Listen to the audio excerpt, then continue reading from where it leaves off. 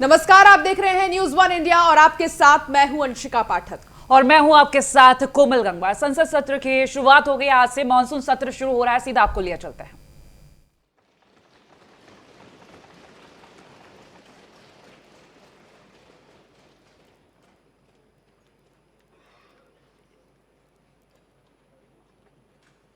सत्र की आज से जो शुरुआत, वो तस्वीरें आपको लाइव दिखा रहे हैं। कार्रवाई शुरू हो चुकी है और जिस तरह से आज से अगर हम बात करें, शुरुआत हुई है और 13 अगस्त तक ನಾನು ಲೋಕಸಭೆ ಸದಸ್ಯಳಾಗಿ ಚುನಾಯಿತಳಾದವಳಾಗಿ ಕಾನೂನು ಮೂಲಕ ಸ್ಥಾಪಿತವಾದ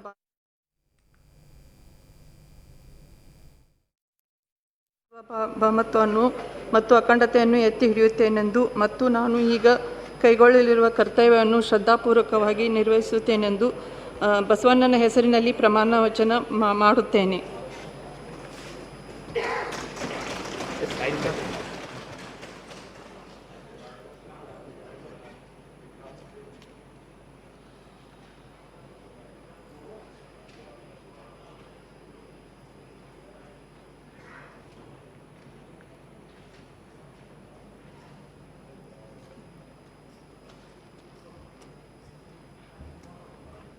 अब धीरे धीरे चर्चा का जो दौर है वो भी शुरू होगा। आज अगर हम बात करें तो प्रधानमंत्री नरेंद्र मोदी ने इस सत्र के शुरू होने से पहले मीडिया को संबोधित किया और साथ ही ये भी कहा कि विपक्षी सवाल पूछे लेकिन जवाब भी सुने। और इसके साथ ही उन्होंने कहा कि हर मुद्दे पर चर्चा करने को सरकार तैयार है, चाहे वो कोई भी मुद्दा हो। तो संसद में सत्र का आगाज क्योंकि अब हो चुका है, पीएम मोदी भी इस वक्त भवन में मौजूद है। मॉनसून सत्र में सार्थक चर्चा की उम्मीद प्रधानमंत्री ने जताई है। कल शाम को ही कोरोना पर चर्चा की थी और इसके साथ ही उन्होंने सर्वदलीय बैठक भी ली थी। प्रधानमंत्री नरेंद्र मोदी ने मॉनसून सत्र के पहले शाम में सर्वदलीय बैठक ली थी और इस बैठक में तमाम चीजों को लेकर चर्चा किया गया था। और आज क्योंकि सत्र की शुरुआत हो चुकी है, ऐसे में देखना होगा कि आखिर ये चर्चा कहां तक पहुंचेगा और इसके साथ ही कौन से ऐसे मुद्दे हैं जिससे सरकार को घेरने की जो पूरी प्लानिंग है वो विपक्षियों ने कर रखी है। बिल्कुल, जैसे कि आज से मानसून सत्र की शुरुआत हो गई। एक दिन पहले ही सर्वदलीय जो बैठक का आयोजन किया गया था, 33 पार्टियों के नेता उसमें शामिल हुए थे और ऐसा बताया जा रहा था कि कई ऐसे मुद्दे रहेंगे जिसको लेकर सरकार को घेरने की कोशिश की जाएगी, जिसमें सबसे बड़ा मुद्दा महंगाई और कोरोना को लेकर जो इंतजाम किए गए वो रहेंगे। अन्य भी कई ऐसे मुद्दे जिनको लेकर सरकार को घेरने की कोशिश होगी। लेकिन प्रधानमंत्री मोदी ने जिस तरह से मीडिया से बातचीत की, संबोधन में उन्होंने यही कहा कि जो भी सवाल है उनके जवाब दिए जाएंगे और कल कोरोना पर भी चर्चा होगी। शांत वातावरण की उन्होंने उम्मीद जताई है और शांति से बातचीत होगी, ये भी उन्होंने कहा है।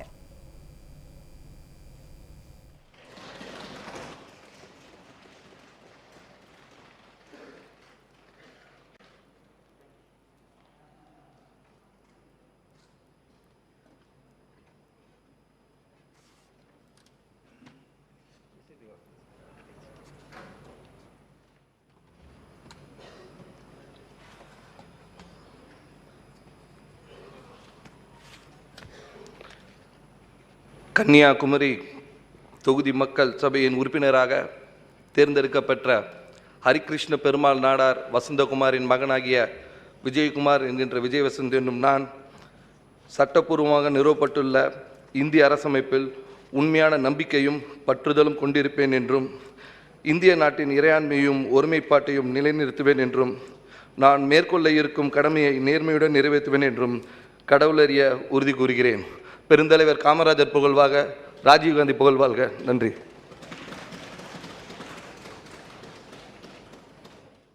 जिन्हें आप सुन रहे थे और साथ ही हर कोई अपनी एक तरह से हाजिरी लगा रहा है कि वो कहां से हैं और किस पार्टी से हैं, ये भी वो बता रहे हैं। और इसके साथ ही प्रधानमंत्री को नमन करते हुए आगे बढ़ रहे हैं। स्पीकर से भी साथ ही स्पीकर का अभिवादन स्वीकार करते हुए यहाँ पर अब हर कोई अपनी कुर्सी पर विराजमान हो गया है।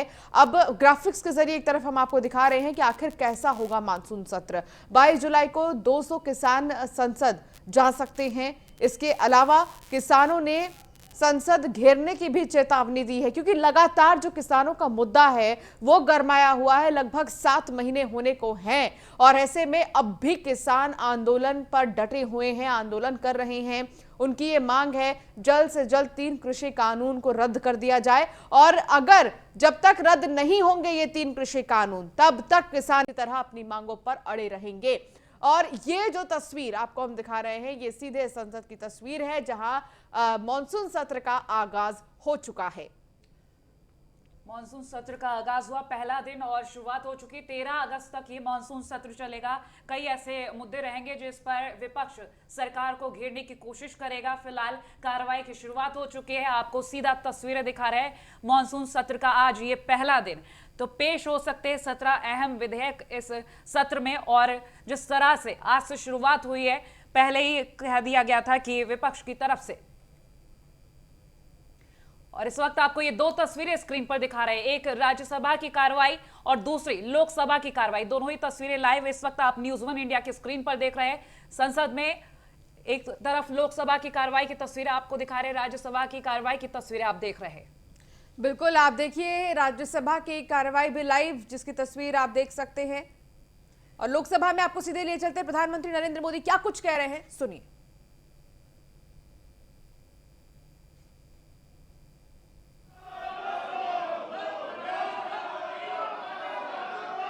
मैं सोच रहा था कि आज सदन में एक उत्साह का वातावरण होगा, क्योंकि बहुत बड़ी मात्रा में हमारी महिला सांसद मंत्री बनी है। आज मुझे खुशी होती कि बहुत बड़ी मात्रा में हमारे दलित भाई मंत्री बने हैं। खुशी होती आज हमारे आदिवासी शेड्यूल ट्राइब के सारे साथी बहुत बड़ी मात्रा में मंत्री बने हैं। सबको खुशी होती। माननीय अध्यक्ष जी,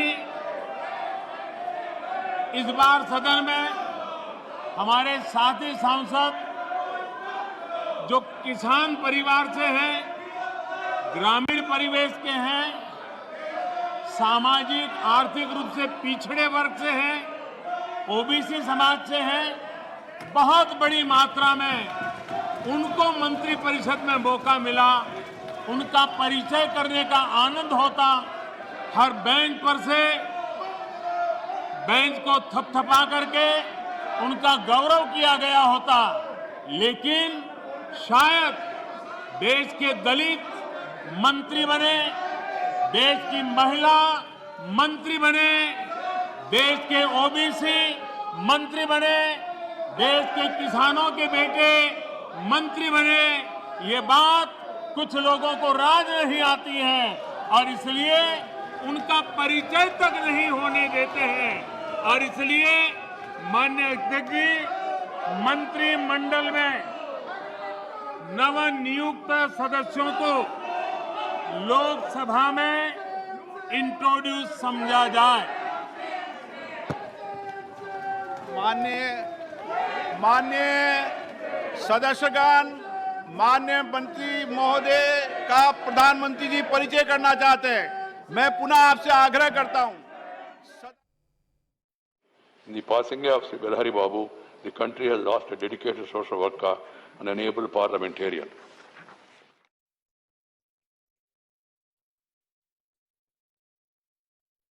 जी से आग्रह करूंगा कि मंत्रियों और राज्य मंत्रियों की सूची सदा पटल पर रख सकते हैं। मैं पटल पर रखता हूं। निधन संबंधी उल्लेख। अच्छा हो, आप निधन संबंधी उल्लेख पर भी इसी तरीके से सदन में हल्ला करें। ये अच्छी परंपराएं मत डालिए आप। माननीय सदन के नेता, आप समझाइए इनको। अच्छी परंपरा, निधन संबंधी उल्लेख। आप बैठाइए इनको अपनी अपनी सीटों पर।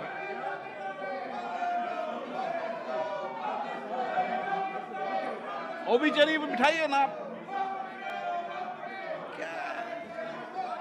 माननीय सदस्य, आप सदन की गरिमा को गिरा रहे हैं, अच्छी परंपराओं को तोड़ रहे हैं। ये देश देख रहा है, विश्व के अंदर सबसे बड़ा लोकतंत्र भारत है, लेकिन आपकी इस तरीके की कार्रवाई कतई उचित नहीं है और न्यायपूर्ण नहीं है, देश के लोकतंत्र के लिए उचित नहीं है। माननीय सदस्यगण, निधन संबंधी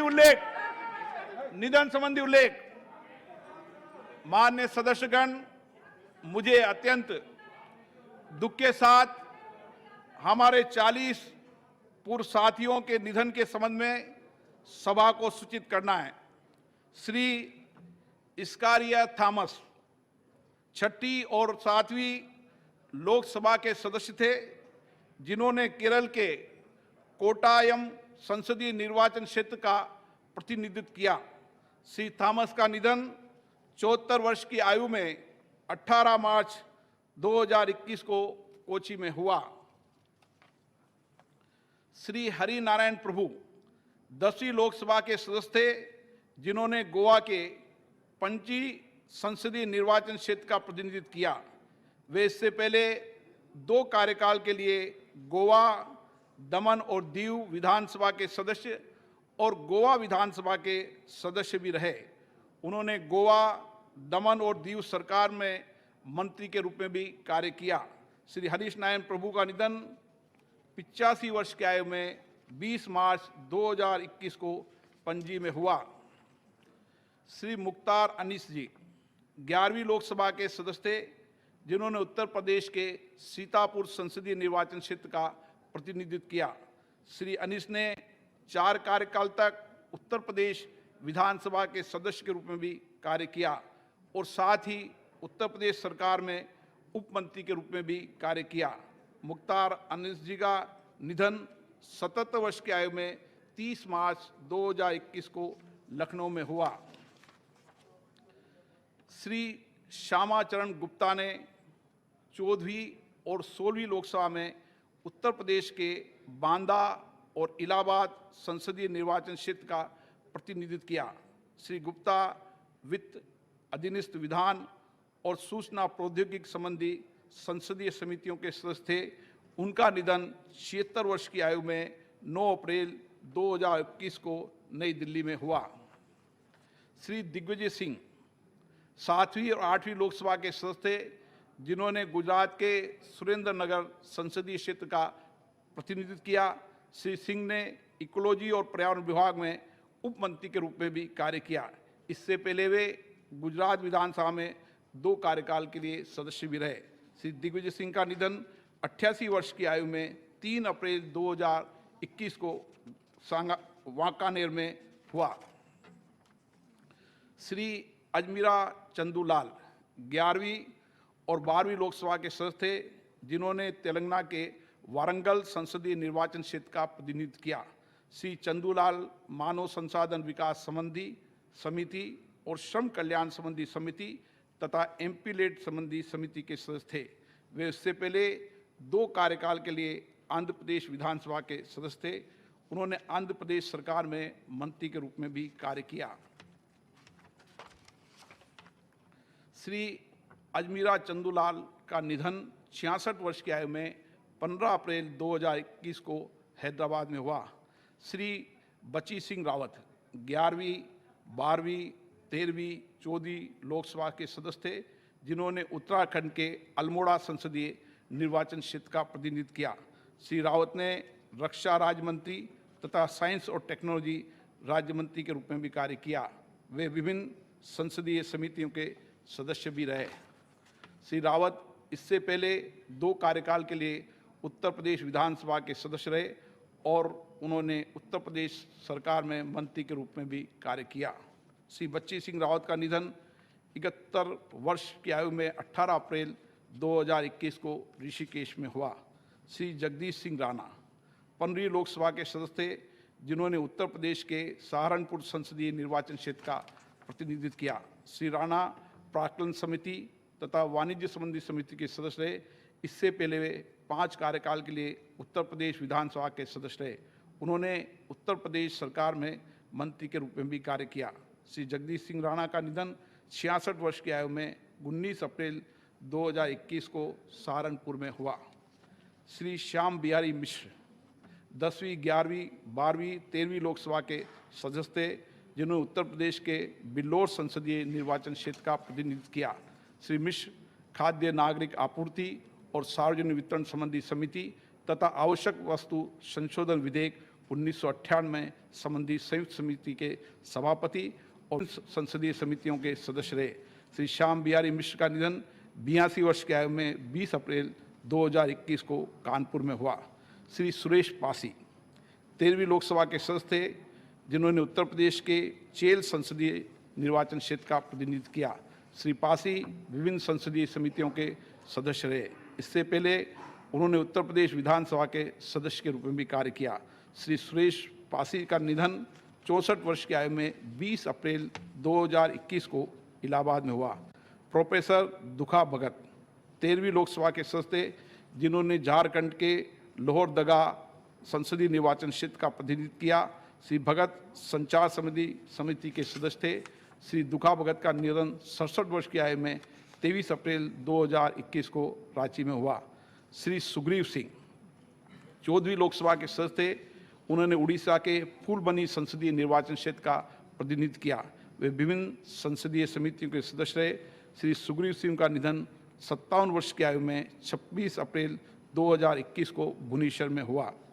श्री रामेश्वर पाटीदार 6ठी, 9वीं, 10वीं, 11वीं, 12वीं लोकसभा के सदस्य थे, जिन्होंने मध्य प्रदेश के खरगोन संसदीय निर्वाचन क्षेत्र का प्रतिनिधित्व किया। श्री पाटीदार पेट्रोलियम और रसायन, वाणिज्य, अधीनस्थ विधान और प्राक्कलन समिति के सदस्य रहे। श्री रामेश्वर पाटीदार का निधन 82 वर्ष की आयु में 27 अप्रैल 2021 को मध्य प्रदेश के धार में हुआ। श्री एम सत्यनारायण राव 5वीं, 6वीं और 7वीं लोकसभा के सदस्य थे। उन्होंने तेलंगाना के करीमनगर संसदीय निर्वाचन क्षेत्र का प्रतिनिधित्व किया। वे आवास समिति के सदस्य रहे। श्री राव का निधन 87 वर्ष की आयु में 27 अप्रैल 2021 को हैदराबाद में हुआ। श्रीमती करुणा शुक्ला 14वीं लोकसभा की सदस्य थी, जिन्होंने छत्तीसगढ़ के जांजगीर संसदीय निर्वाचन क्षेत्र का प्रतिनिधित्व किया। श्रीमती शुक्ला कोयला और इस्पात समिति तथा महिलाओं को शक्तियां प्रदान करने संबंधी समिति की सदस्य रही। श्रीमती करुणा शुक्ला का निधन 70 वर्ष की आयु में 27 अप्रैल 2021 को रायपुर में हुआ। श्री S.B. सिद्धनाल 7वीं, 8वीं, 9वीं, 10वीं लोकसभा के सदस्य थे, जिन्होंने कर्नाटक के बेलगाम संसदीय निर्वाचन क्षेत्र का प्रतिनिधित्व किया। वे रेलवे कन्वेंशन कमेटी के सदस्य थे। उनका निधन 85 वर्ष की आयु में 27 अप्रैल 2021 को बेलगावी में हुआ। श्री एकनाथ एम गायकवाड़ 14वीं और 15वीं लोकसभा के सदस्य थे, जिन्होंने महाराष्ट्र के मुंबई दक्षिण मध्य संसदीय निर्वाचन क्षेत्र का प्रतिनिधित्व किया। श्री गायकवाड़ विभिन्न संसदीय समितियों के सदस्य रहे। इससे पहले वे 3 कार्यकाल के लिए महाराष्ट्र विधानसभा के सदस्य रहे। उन्होंने महाराष्ट्र सरकार में मंत्री के रूप में भी कार्य किया। श्री गायकवाड़ का निधन 81 वर्ष की आयु में 28 अप्रैल 2021 को मुंबई में हुआ। श्री कमला प्रसाद रावत 8वीं और 14वीं लोकसभा से सदस्य थे, जिन्होंने उत्तर प्रदेश के बाराबंकी संसदीय निर्वाचन क्षेत्र का प्रतिनिधित्व किया। श्री रावत जल संसाधन और श्रम संबंधी समिति के सदस्य थे। इससे पहले वे उत्तर प्रदेश विधानसभा सदस्य और उत्तर प्रदेश सरकार में मंत्री रहे। श्री रावत का निधन 66 वर्ष की आयु में 29 अप्रैल 2021 को बाराबंकी में हुआ। श्री लक्ष्मण गिलुआ 13वीं और 16वीं लोकसभा के सदस्य थे, जिन्होंने झारखंड के सिंहभूम संसदीय निर्वाचन क्षेत्र का प्रतिनिधित्व किया। श्री गिलुआ विभिन्न संसदीय समितियों के सदस्य रहे। इसके पहले बिहार और झारखंड विधानसभा के सदस्य भी रहे।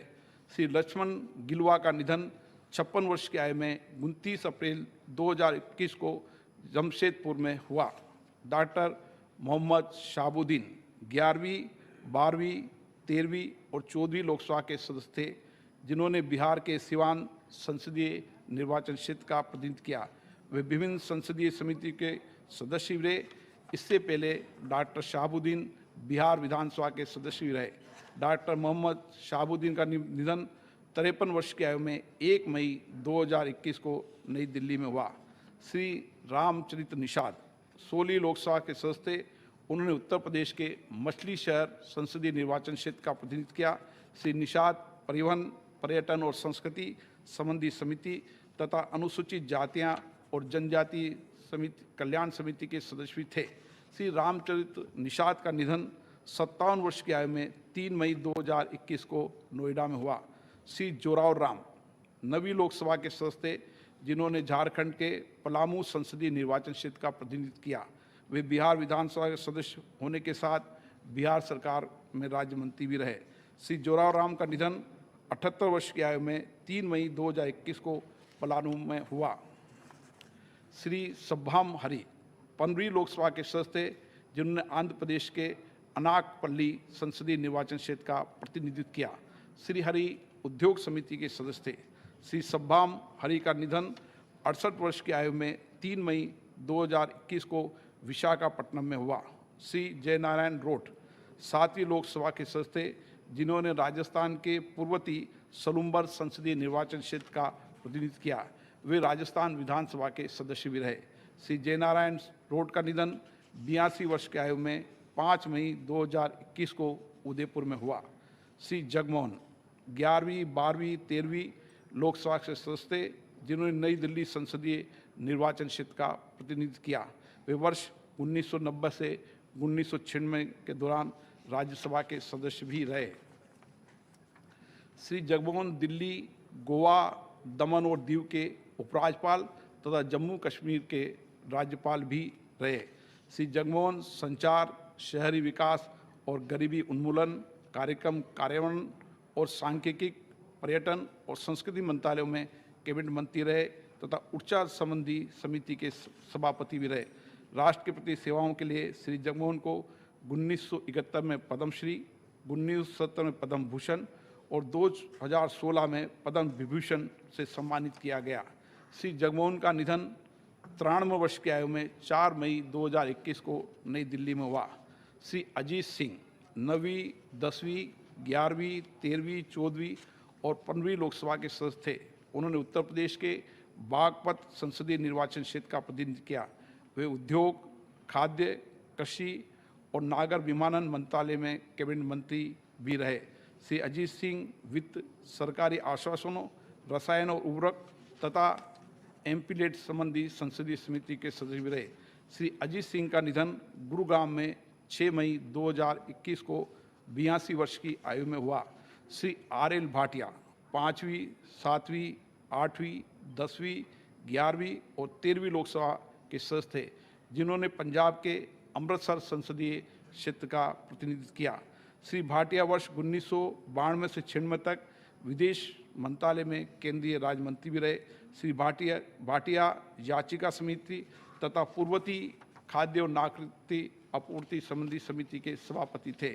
श्री RL भाटिया का निधन अमृतसर में 6/5/2021 को 99 वर्ष की आयु में हुआ। प्रोफेसर रासा सिंह रावत 9वीं, 10वीं, 12वीं, 13वीं, 14वीं लोकसभा के सदस्य थे, जिन्होंने राजस्थान के अजमेर संसदीय क्षेत्र का प्रतिनिधित्व किया। प्रोफेसर रावत विभिन्न संसदीय समिति के सदस्य थे। प्रोफेसर रावत का निधन अजमेर में 10 मई 2021 को 79 वर्ष की आयु में हुआ। श्री संभाजी राव काकड़े 6ठी और 8वीं लोकसभा सदस्य थे, जिन्होंने महाराष्ट्र के बारामती संसदीय निर्वाचन क्षेत्र का प्रतिनिधित्व किया। वे इससे पहले महाराष्ट्र विधानसभा के सदस्य थे। श्री संभाजी राव काकड़े का निधन पुणे में 10 मई 2021 को 85 वर्ष की आयु में हुआ।